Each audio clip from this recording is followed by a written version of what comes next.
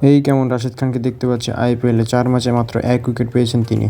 যে রাশিদ খানের গুগলিতে একের পর এক বাঘা বাঘা ব্যাটসম্যান আউট হয়ে যায়, সেই ব্যাটসম্যানরাই কিনা ৬ মারতেছে তাকে বারবার।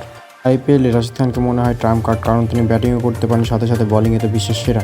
দলের প্রয়োজনের ফিনিশার হিসেবে খেলতে পারেন রাশিদ খান, কিন্তু এবারের আইপিএলে তাকে দেখা যাচ্ছে একদম ভিন্ন রূপে। এইবারের আইপিএলে যেমন বল হাতে ব্যর্থ তিনি, তেমনই ব্যাট হাতেও ব্যর্থ তিনি। ৪ ম্যাচে ১ উইকেট নিয়ে দল থেকে জায়গা হারিতে যাচ্ছেন রাশিদ খান। কিন্তু বিশ্লেষকদের মনে একটাই প্রশ্ন করতেছে, তাকে কি দল থেকে বাদ দিবে আইপিএলের দল, না তাকে আবার জায়গা দিবে দলে? রাশিদ খানের সামর্থ্য জানে আইপিএলে তার দল, কোন দুঃসাহস কি দেখাবে তার দল।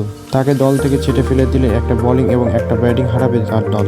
রাশিদ খানের সামর্থ্য কতটুকু তা জানে সবাই। আন্তর্জাতিক ক্রিকেট থেকে শুরু করে প্রতিটি ফ্র্যাঞ্চাইজি লিগেও তার সামর্থ্যের প্রমাণ পেয়েছে সবাই। বিশ্লেষকদের মতে এমন বাজে খেলা উপহার দিতে থাকে যদি আগামী ম্যাচে, তবে তাকে আগামী আইপিএল আর না দেখা যেতে পারে। এখন দেখার বিষয় হচ্ছে আগামী ম্যাচগুলো কেমন খেলা উপহার দেন রাশিদ খান।